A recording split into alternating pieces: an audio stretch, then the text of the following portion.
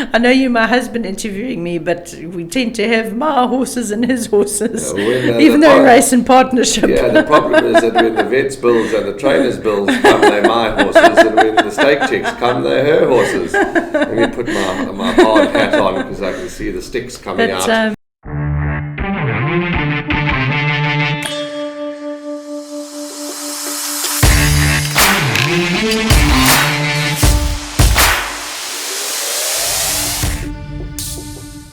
Welcome to another edition of Horses to Follow in KwaZulu-Natal, and we're going to have to think of a new name for the show because it certainly is Horses to Follow. We do tip a few horses every now and again, but last week you'll remember Andrew Harrison wasn't here. He's still not here, hence my irritation. And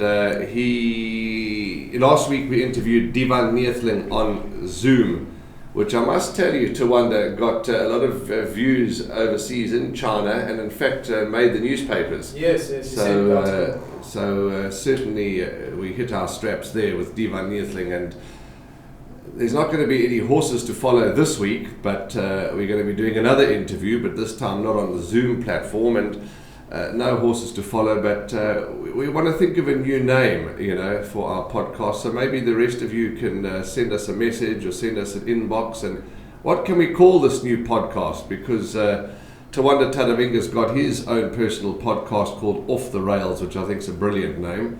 And yes, although let me just give you the reasoning why. And I'm not going to interview the guest or introduce our guest just yet. I want to get her a little bit more relaxed. And what we want to do is, with the show being more informative about a guest every week, and then we talk about news, and then Andrew and I touch on some horses that you must keep an eye on, horse to watch out for.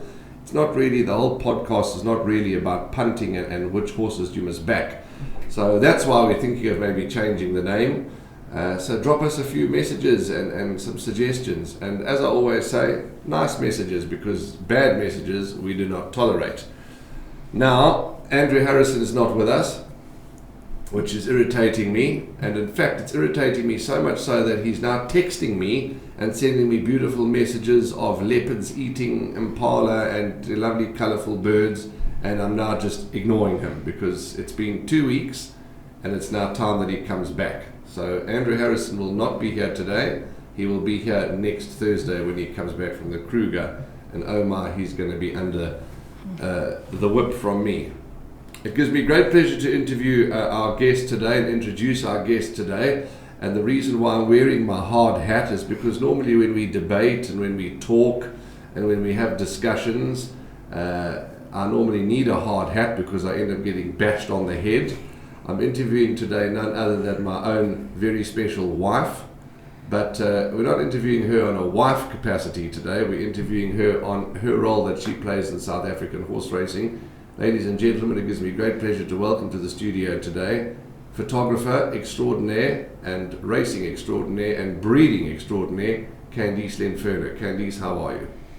Thank you for having me. Yes, I'm all good, very nervous. I usually prefer to be behind the camera, not in front of it.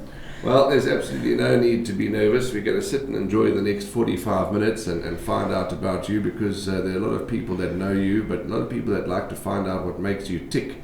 So just to let everybody know that I'm declaring that I'm going to be watching my steps very, very carefully today. I'm going to watch every step I take, and I'm going to wear my hard hat, so in case I falter, I don't get a bashing. But have I got permission to remove my hard hat? Yes. Okay, so the hard hat can but go. Will you have that at home? That's all I want to know. I'll take it home. I'll ask Tawanda if I can bring it home, because I'll need it at home. But jokes aside, it's lovely to have you in the studio and to talk to you and to share your story with everybody. And the first question I ask everybody that comes to the studio, well, Andrew doesn't ask the question because he's never here. How did it start for you? How did you hear about this thing, this sport, this racing and breeding? How did you hear all about it? Well, I actually have to take it back to when I was 12, and so that was just the other day? Yes. I met somebody who's very popular on social media, Facebook, with his knowledge of horses, Charles Baker. Okay. I had started riding in a yard in Yellowwood Park, and the one day he came up to me with a pedigree of a horse, and he said, "Here's the pedigree of your horse." And I looked at that, and I was only 12, and I said, "Oh, what's that?" And he explained it to me, and he said, "Well, if you want to know more," he gave me a couple of old racing books that had pedigrees in them. And I said, "Okay, I'll take that home." And I remember sitting at my dining room table and reading it and comparing and looking what was on my horse's pedigree. And just discovering this network that every horse is related, and he was related to some unbelievable champions. Yes. And it just blew me out of the water that we've got this horse standing in the stable, and he's got this pedigree with grandparents who were, absolute world champions, and it just blew me out the water, and that's where it sucked me in. So I have Charles Baker to actually thank me for starting it off. So just two things that stuck out there when you were 12. So that's when it really all started. So the love of the horse and the interest in the horse all started when you were 12 years old. Yes. Okay, and the second part is that Charles Baker was the man who you had a close affinity to from the riding school, etc. Yes. Okay, let's talk about Charles Baker, because he's a man who deserves his time. He does. He's a man who's, I've only known him since I've known you, and that's just been about 7 years. And he's a man who knows his breeding, he knows his racing, he's a colour holder, he loves horses, any form, just a font of knowledge, isn't he? He must have one of the greatest minds in this country when it comes to thoroughbred pedigrees. Obviously there's Sarah Whitelaw and a few others, but he is an absolute fountain of knowledge, and so passionate about the game. And it gave me great joy when obviously it's been discussed about how special his colours are and the history behind them. So it gave me a lot of joy when I photographed Miss Putin winning for him. Yes. He's got a few other horses that will be coming through with the Millers and with Gothpull, if I'm correct. But yeah, he's wrote a book a year or two ago. Very special man to have in the industry. Can you remember what the name of that book was? Because he sold quite a few copies. Can you remember? Yes, he did. It details, I think, every South African stallion to have stood in this country. I will be honest with you, I have forgotten the name. I can't remember the name, but I remember the book. It's a phenomenal book. Contact Charles on Facebook if you want a copy. He is a man who lives just around the corner from Hollywood Bets Greyville. He lives in Morningside and Greyville area, and he watches every race. He comments on every pedigree, and he doesn't miss a beat. And you touched on him, and you touched on Sarah Whitelaw, but I mean we can even extend that list. I mean we're so lucky that we've got so many pedigree analysts or pedigree buffs, you can call them. Jane Thomas, the list is there. John Freeman. Yes. I mean, we're just lucky in this country that we've got so many people, and of course KZN, Cape Town, Joburg, that are real pedigree fundies. Yes. No, I think for a country, we don't want to say as small as we are, we have, I'm talking trainers, I'm talking jockeys, I'm talking bloodstock agents. We have a phenomenal amount of talent in this country. Yeah, we certainly do. Let's talk about, you did a horse mastership course, and that was also something very special in your life because you met a lot of people and you did a lot of horsey things. Tell us more about that. I did. My mom said to me in grade 12, she's the only one who's allowed to call me Candy. She said, "Candy, you're never going to work in an office. Think about what you want to do." And I just had it in my mind that I wanted to work in a racing stable, ideally be an assistant trainer. I didn't want to be a trainer, I just wanted to work in a stable. So I went and I did the horsemanship and horse mastership course with Mitch Hansen in Hammersdale. Another phenomenal racing family. Robbie Dawson, Kelly Pretorius, unbelievable family. And it's a 6-month live-in course, and while we were there, the grooms had gone on strike at Summerfelt, and she came through the one morning to say that David Payne had to get horses to racing and we had to take them through. But she told us if any of us let a horse go, we were instant failure off the course. So we were all a bunch of nervous girls, and off we went. And actually that was where I met Duncan Howells, because he was assistant to David Payne at the time. And I remember he said to me, I'll give you a quiet horse. And he gave me a horse called Slooper Spar to take to the racing.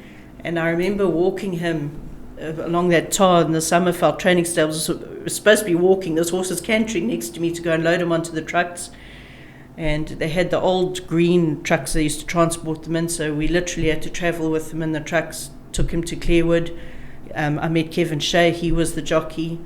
And it was just so exciting to be, that was my first time being involved behind the scenes and being a little part of it.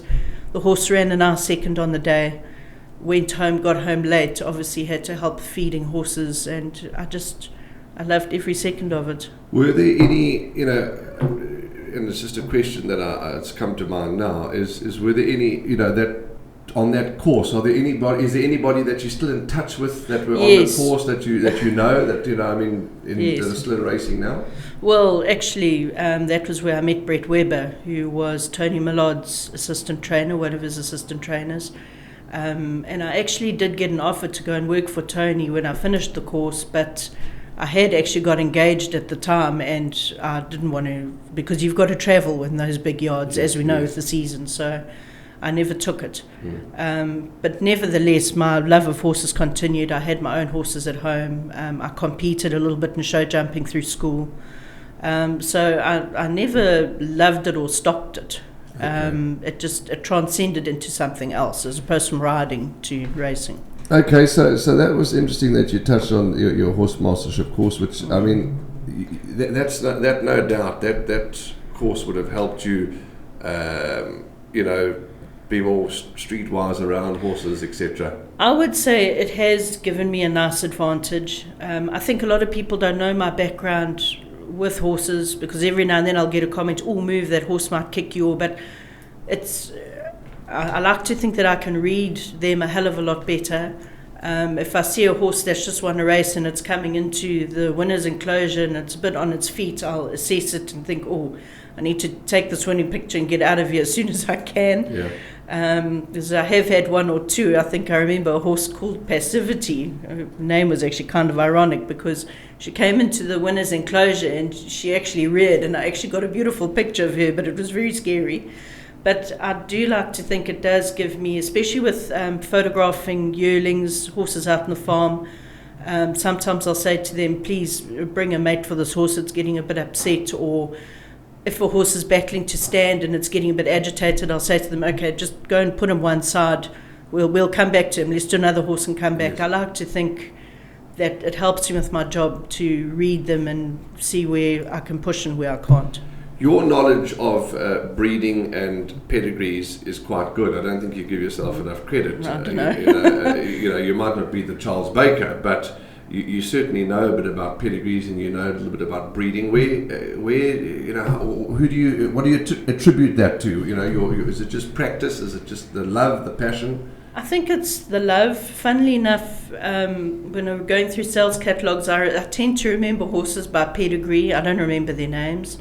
I think, if I can say, I do feel I'm at a bit of a nice advantage in that I go to farms, I see foals, I see them at the yearling sales, and it's wonderful to follow through when I see them at the track, and especially winning and doing well. I get immense joy from that scenario, the full circle. Sorry, what was the first part of your question? Who do you attribute, or what do you attribute your knowledge and your of breeding? I think it's just keeping up to date and following, and you pick up things and recognize things. You then left. When I say the breeding and the racing for a little while, and you went into the corporate world. Tell us about that. In 2013 I had a bit of I don't know if it was a midlife crisis or an upheaval, but I ended up got divorced, I moved home, I changed jobs, I just completely... Oh, you got the German sausage, the divorce, The divorce, that Andrew Harrison calls it, the German sausage, the divorce. And completely turned my life upside down and thought, now I'm going to go and work in a 9-to-5 job and have my weekends and lead a quiet life with my children. And I hated every second of it. And I thought, no, I actually have to get out of here or I'm going to go mad. So, well, then how did you get back into it? Because you started working for Gold Circle many years ago. Yes, I did. I worked for Gold Circle in 2013 and 2014. And it's kind of strange because you worked then. We actually didn't even know each other. Then I had some ideas and I put them forward to some clients and it was accepted, and I went on my own in November 2015, I think it was. Yeah, hang on, because you're going way too fast. You slow down into a canter. You said I've only been at Gold Circle I think 6 or 7 years. And I think you came in when I left. Yes, you were at Gold Circle a lot earlier than my 6 or 7 years. But I think we must have crossed paths anyway at some stage. Yes. So then you thought, well, I've got to get back into racing, and with Gold Circle, you worked for Gold Circle, and then you ventured out on your own. You decided to open your own business. I ventured out on my own. My main client, my predominant client is the KZN Breeders Club, who gave me a springboard into everything I do and everything I know, for which I'm very grateful. And it started from there, and I didn't sleep for 2 weeks because I remember I had my little spot in plantations with my 2 children, and I remember thinking, sure, I'm entirely responsible for myself and I have to make this work. And look back now. You haven't had. Yes, it was daunting at the time, but hugely. You haven't got one regret now. No, not one regret. It was the best thing I did. Sometimes you just have to take that leap of faith and jump and just swim and go with it, no matter how hard it gets. What is your company called? For those that want to look you up, follow you up, you run as 2 business. You run as 2 names. My registered company is Lanferna Media, but I operate under Candiese Lenferna Photography. Clients, you talked about. You mentioned the KZN Breeders. They've been a long-standing. Yes. I mean, the KZN Breeders, and each and every one of them in the province have a very special place in your heart. Elaborate. Yes, no, they do. Who have you worked with, your past chairmen? Tell us a bit about the team. I've worked with, when I came in, Warwick Render was the chairman, and obviously we had Quista Clack, we've had Bruce LaRue, Ted Hughes, and now we've got Kathy Martin, and she's absolutely fabulous. What is the perception? I mean, you get in racing and breeding, I suppose, the perceptions that KZN breds are no good and KZN can't breed a champion. But I mean, the list is endless. Sure, we had a phenomenal season this last season. I mean, for the amount of horses we produce compared to the rest of the country, this past season was phenomenal. We had Battle Force, War of Athena, Under Your Spell, MK's Pride. I'm scared to miss any. I always say it on these platforms, when you're listing things and you're talking about, our memories aren't as great, but if 1 or 2 names get ignored, it's not any malice, it's just we forget these names. But just in those few names, those many names that you've given us, champions, good horses, top quality that have come from the Midlands. Yes, absolute champions. Okay, tell us about a couple of your other clients. So you don't have to mention them by name, but you've got some top quality breeders also from outside the country, from outside the province, and your racing clients. And you just tell us about your wonderful client base. I am. Well, look, I don't want to mention everyone, but I am blessed with some very good clients who do work for photographic work.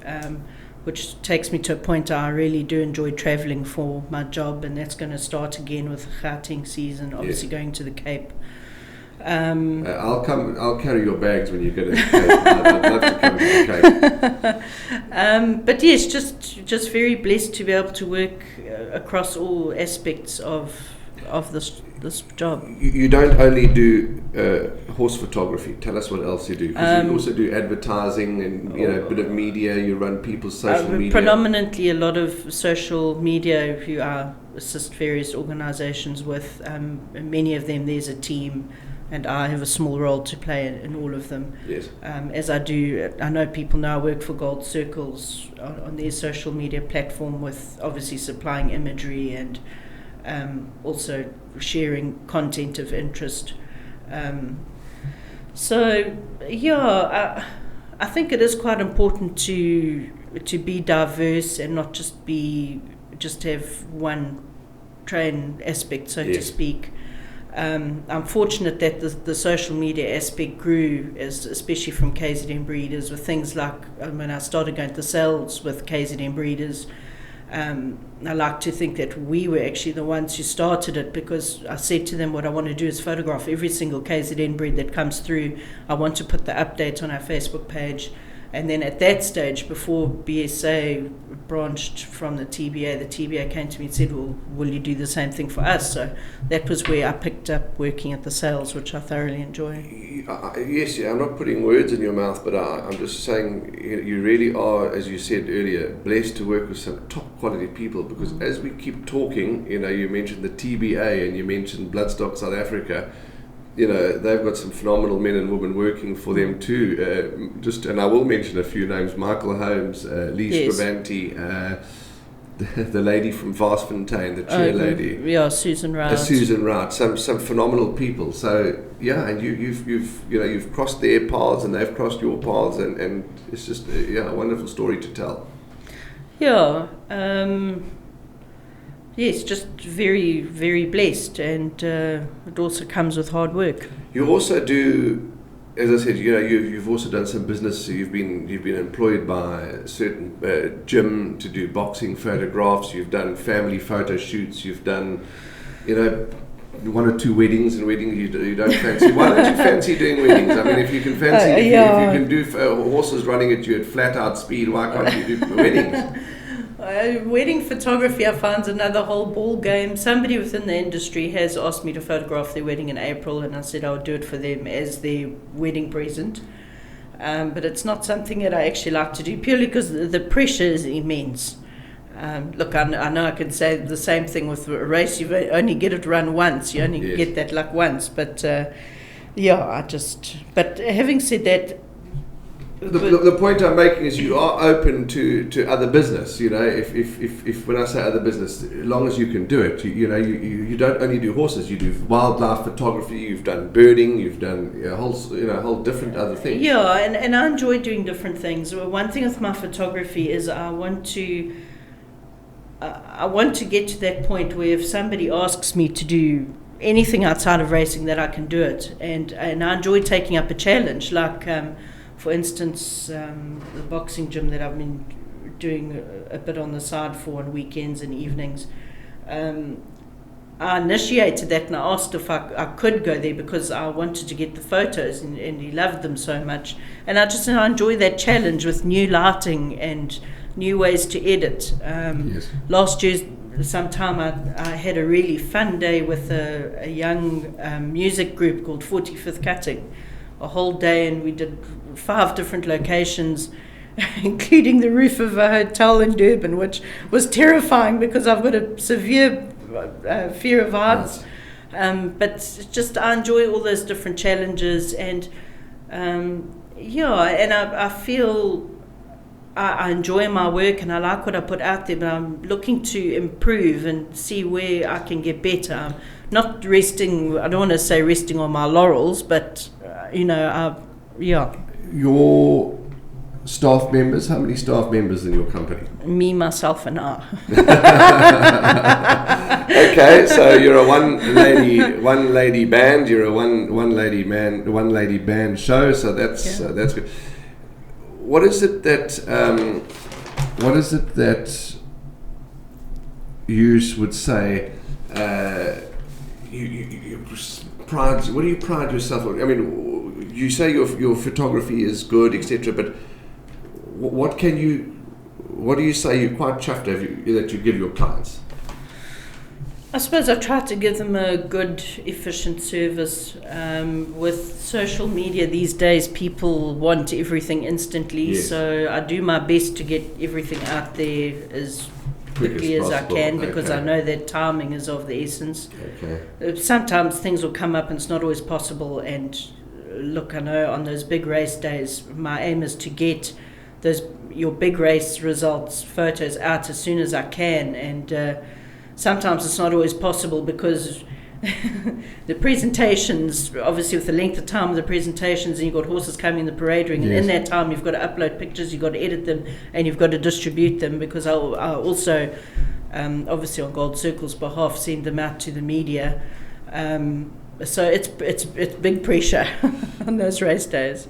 Talking about pressure, the equipment that you use, like any business, we're in, you need equipment, you need things to do your job. That bag that you carry around with you, weighs a ton, and it's quite an expensive equipment. Tell us about the equipment. Tell us about your cost that you've got to, Yeah, to be a professional photographer you've got to have the equipment. I've got 2 cameras. The one camera that I use, it's a little bit of an older model now, but that used to retail for 100,000 new, 99,000. I've just had to buy a new lens for racing, which is 43,000. My backup camera I paid 50,000 for, and that's just the body. That's not the lens. I've got another short lens which is about 30,000, and unfortunately you can't pay these things back, so you've got to go to the bank with cap in hand, get loans and pay it back, because I believe you need to have the quality equipment. Not only that, but you've got to have a MacBook to do it properly. That you're looking at about 25,000. So when people say just take a picture of my horsey, etc., and just send it to me, and you don't get a vote of thanks, or you don't get here's 100 rand to go and buy yourself a nice box of chocolates. It's a costly. It's like any business. It's costly to run a business. It is very costly, and I think the other thing is the time. I think what a lot of people are not aware of with the photography. Yes, and I'm going to touch on the wedding photography cost aspect.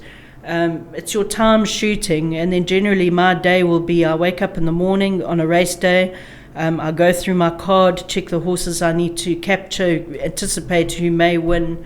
I've obviously got a plan with Jagan and publishing what photos he wants for the day, do my social media posts ahead of racing, go to racing, photograph, get home. Generally, as you know, and that night I do not cook. It's takeaways. And then I get started with editing, and I often only finish at midnight. And then I've got to distribute those images, and so it starts the next day. But I think what people aren't aware of is that editing time that goes into it. Especially, yeah. When you say the editing time, it's not photoshopping or manipulating. No, it's what I say, photoshopping, yes, but the pictures are natural. The pictures are beautiful. What I'm saying is, you've got to just make sure that the light is right. It's not basically what I'm saying is the picture you've taken is what you see. It's not superimposed. Maybe that's the right word. No, I don't know about superimposed, but everything goes through Lightroom, and I know that you can obviously do where you do a bulk import and you can apply a bulk preset, and I have done that in other sections, but sometimes I find, like especially at Gravel, where your lighting changes from lunchtime to the evening, a preset's not going to work. So you have to sit there and I have to manually alter the lighting of every single picture. That's the point I'm making. So every single image you take will be edited, whether it's, call it what you want, editing, photoshopping, Lightrooming, whatever it is. You look at each photo and you work with each individual photo. Yes, yeah. Okay. Talking about breeding now, it would be remiss, and I know you don't want to talk about certain people, in case you miss somebody out, but a dear man who I know played a big role in your life and in your career has recently passed away. And you weren't at his memorial due to business commitments, but when I sat at that memorial, I really realized the impact he had on so many people's lives. Mr. Scott, what a great breeder, what a great man. Yes, he was sure. I think, it's quite strange how that whole relationship came full circle for me, because again, I'm going to revert to when I was an early teen and I was competing at Newmarket Stables, and I remember the horses had left, the yearlings had left, and I found a pile of Scott Brothers brochures when I was 13 or 14. Yes. And then all those years later, to come full circle when he asked me to go and photograph his yearlings, and to help with designing of his brochures, it was surreal, because I actually don't know how to put it into words. The Scott brothers had a huge influence on the stud book in this country. It's still today countrywide. I mean, and the things that they achieved was just phenomenal. I mean, he said to me the one day, I said to him, how many black type horses have you produced? He said, we've lost count. I mean, how many breeders can actually say that? Just the things he achieved, and he was so down to earth, and I owe a hell of a lot to Mr. Scott, as I always called him. He used to always say, "No, please call me Robin." But I only have absolutely wonderful memories. I remember Thursdays used to be farrier days, so if you went there to go photograph on a Thursday, you always treated to a superb lunch from Joyce, whether it were beautiful curry or their famous peanut butter and bacon sandwiches. Absolutely. And I remember one particular trying draft. Sure, the horses were quite full of themselves a particular morning, and about lunchtime he said to me, Candiese, he said, I think you need to join me for a J&P. Mr. Scott, the late Mr. Scott. Okay.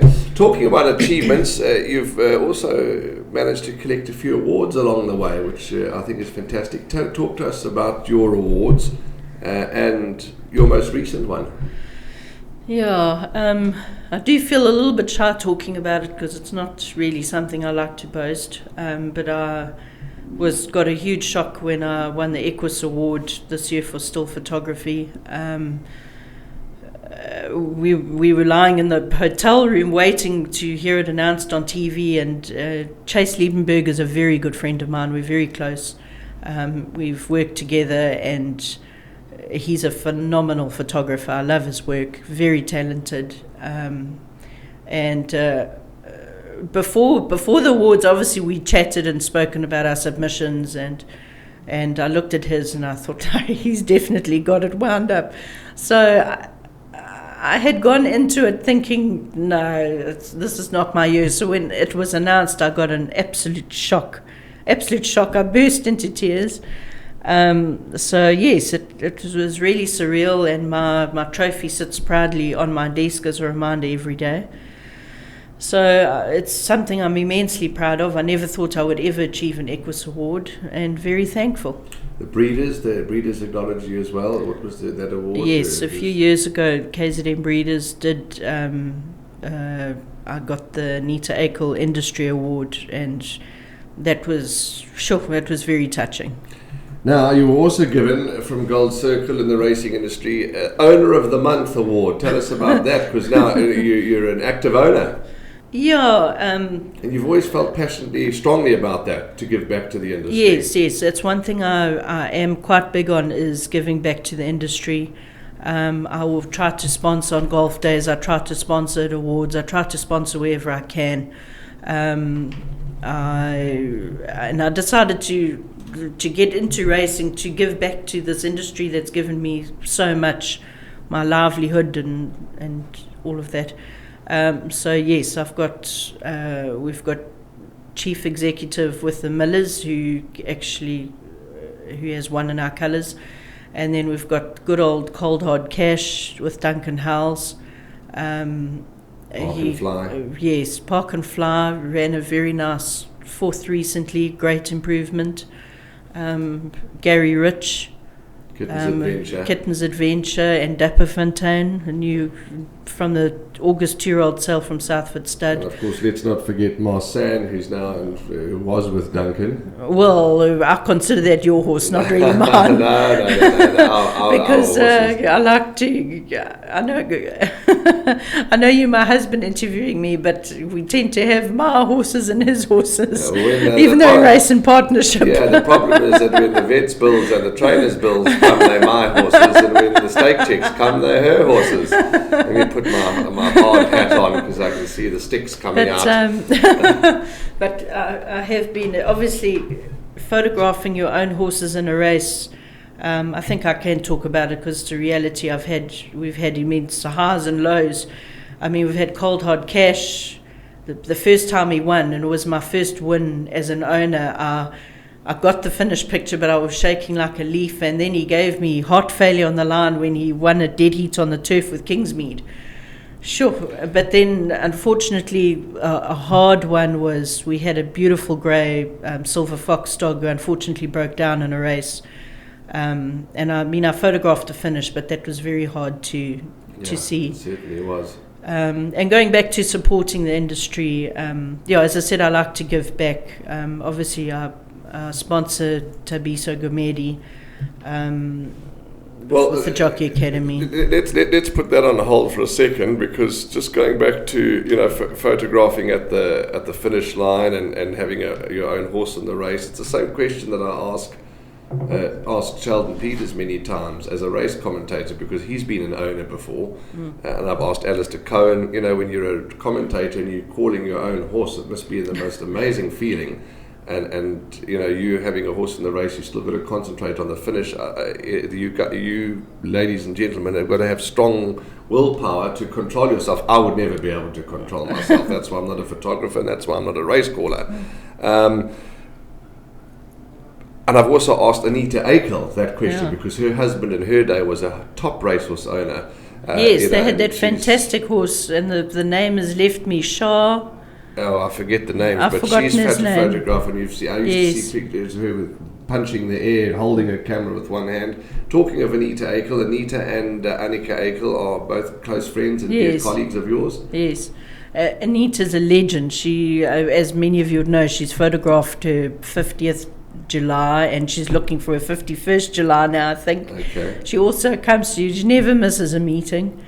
And then obviously there's Annika that I work with too. And the three of you get on, work-wise. They help you, you help them. Vice versa. Yes. No, we help each other out if we can't be there. There's always banter between the three ladies. Oh yes, no, we have a great time at every meeting. You spoke about putting back into the industry, and you started talking about Thabiso Gumede. Yes. Touch on this initiative. You sponsor him, and you and him are proud to be together. Yes, and I'm very proud of his achievements. Obviously, he's just had 60 wins.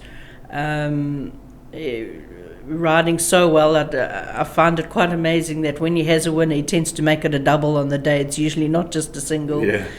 And obviously, he leaves the academy quite soon, and he's going out on his own. And I think he's a very talented jockey, and he's going to go places. I have no doubt. Okay, let's talk about the experience, because we're running out of time, and we could talk for hours and hours, and I don't get much chance to talk at home, so it's wonderful to be able to talk on this platform. It's only a joke. What is that? Just tell us, share the feeling that when you have been sitting on the floor in the paddocks, or in a stall, or in a stable on a stud farm, watching a foal being born into this world, to watching it cross the finish line, because you've experienced that. Yes, I have. There's no words really, and funny, when these horses win, I know the owners are ecstatic, but I also feel like I've won in a way. I suppose it's just for the love of the horse. It's just hugely rewarding, and one thing I also didn't touch on, we've got small shares in a few horses.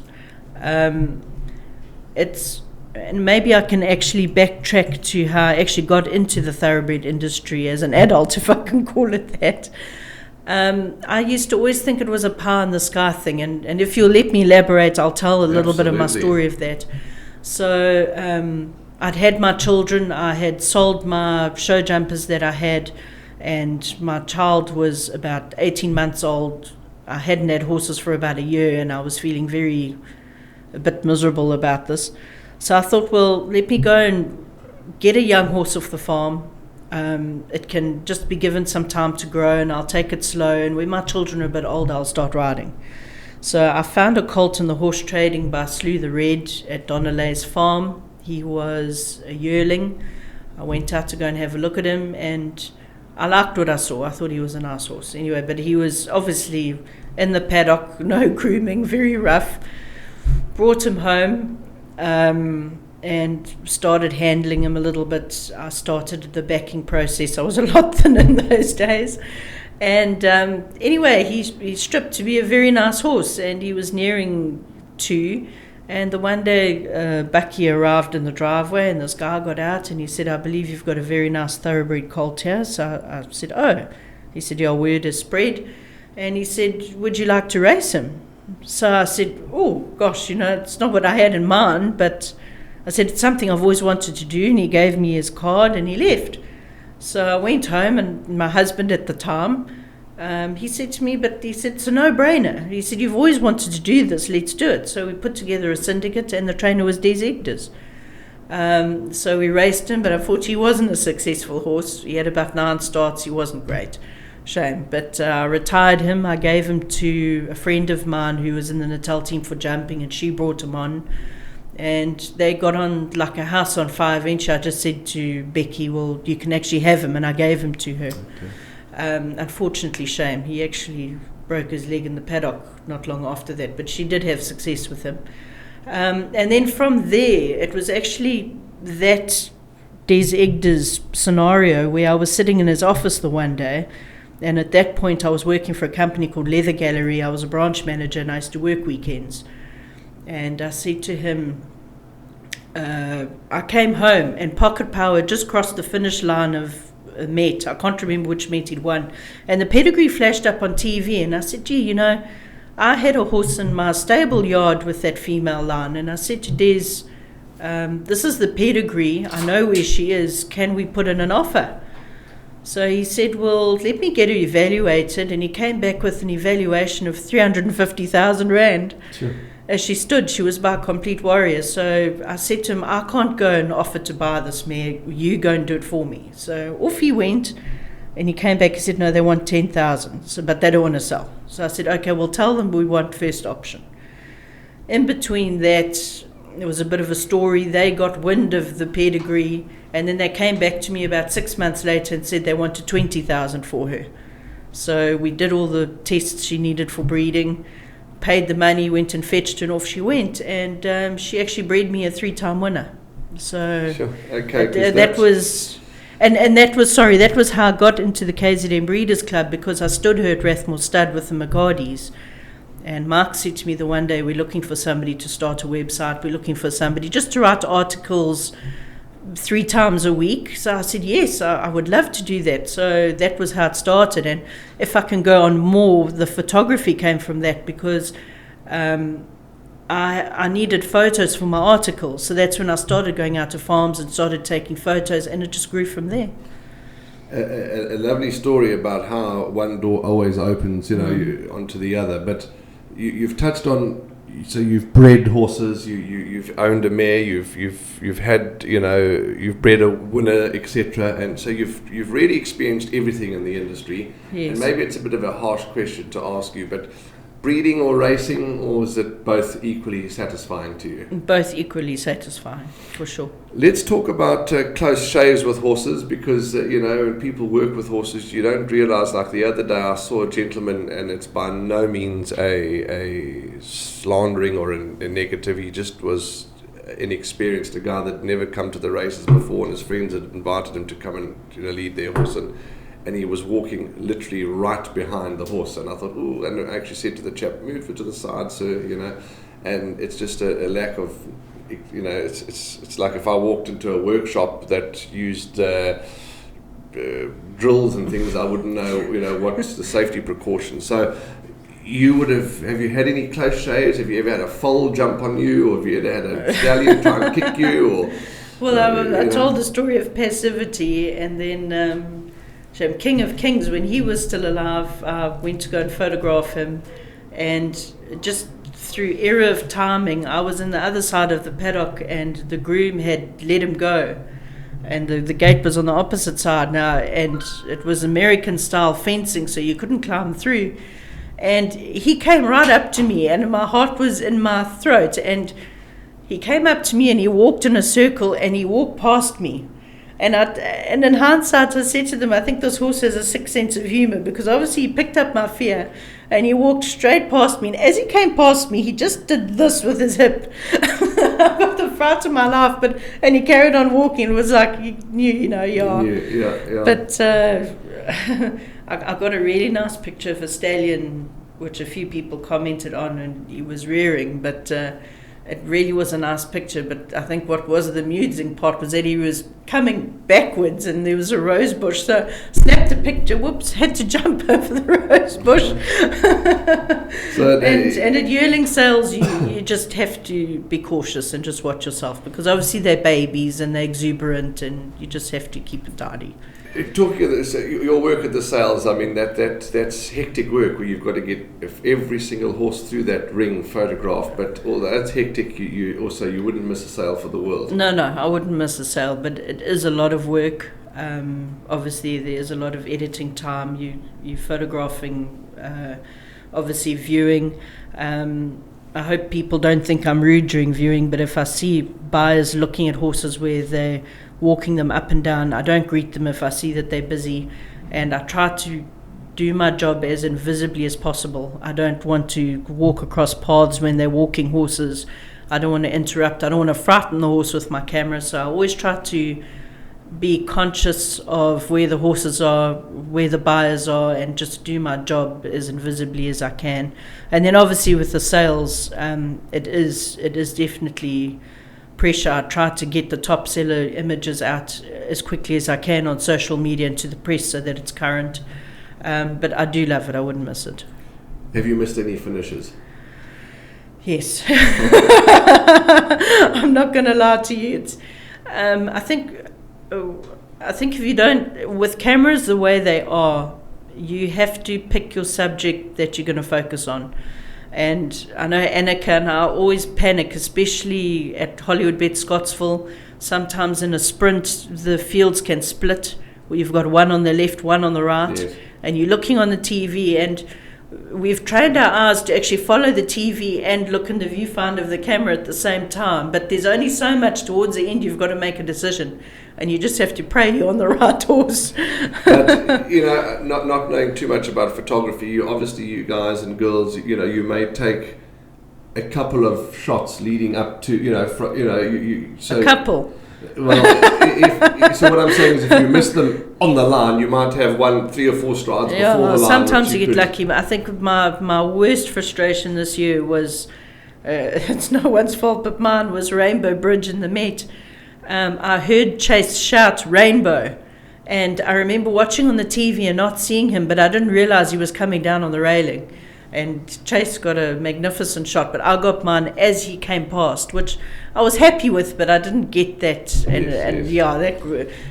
I get cross with myself. I mean, do you get some, when people say, have you got a picture of my horse? And I say, I missed the finish. And I can understand they're annoyed, but I think I'm more annoyed with myself. Yeah, and we're all human. We all make mistakes. Yeah. We all get it wrong sometimes. But any funny moments? Any funny moments, like taking lots of photographs and the cards not in the mission, not in your camera? Or I did have. Well, there's 2 stories I can tell you. My one, at that time, I had my laptop and members at Hollywood Bet Scottsville, and I was taking my card out at that point, out the camera in between racing, putting it in, editing, sending, and I got to the finish, and I remember it was a horse called Before Noon, and I forgot to put the card back in my camera at the finish. And I picked up my camera, it started clicking, and the camera makes a noise when there's no card. And I thought, oh my word, what am I going to do? So I actually pulled up my cell phone and I took it with my cell phone on, there's a mode where you can hold burst mode. And I got the most magnificent picture, and I never said a word to anyone, and I actually sent it to the paper. It was that good. So there we go. Okay, but I must tell you my other story. I have to tell you my other story. And it was an embarrassing story, but I think it's very funny in hindsight. So sometimes when I leave the parade ring, I'll have people come up to me and ask me for tips, and I don't punt. I'll have a small bet on my own horses, otherwise I don't punt. And this was years ago, and I saw this young gentleman standing on the turf, and he had a little camera, and he was taking pictures, and he'd been there for a couple of races, and then Annika and I walked, it was turf racing, to the finish, standing there waiting. So he comes up and he says, "Excuse me, ma'am." He says, "Have you got a tip for me?" So I said, "I don't punt." He said, "No, I meant the camera." I felt like such a cake. Well, and the race course, when you get asked the tips, you think everyone's asking about what's going to do. Two more points to discuss before we wrap up is tell us about your family, your immediate family. You tell the viewers about your loved ones. Well, I've got 2 daughters, Julia and Mia. Mia turns 12 tomorrow, and Julia will be 16 in 2 weeks. Yes, my job, pretty hard juggling family and work, but I manage with a very good, what is the word, a family unit. My ex-husband and I, we co-parent very well, we're good friends. He also travels for work, so between the two of us we make it work. My mother-in-law, Margie, my mom, Trish, they all help out a lot. Fortunately, my mom's flat is just right here next to Gravel, so just drop off kids on the way to racing and back again. So it's nice. I wouldn't be able to do it without the support system. And you've got a brother, one brother. Yes, so my brother Wade. Yes, okay. Yes. All right. And hobbies in your busy schedule? Do you enjoy anything? Look, I like music. I wish I had more time to read. When I don't have the children, if they're at my ex-husband's house, sometimes I'll start work at 6 or 7 and I'll work through to 11 at night. If I'm editing pictures, then I'll have Netflix on the go in the background, and I enjoy the murder mysteries and all that kind of thing.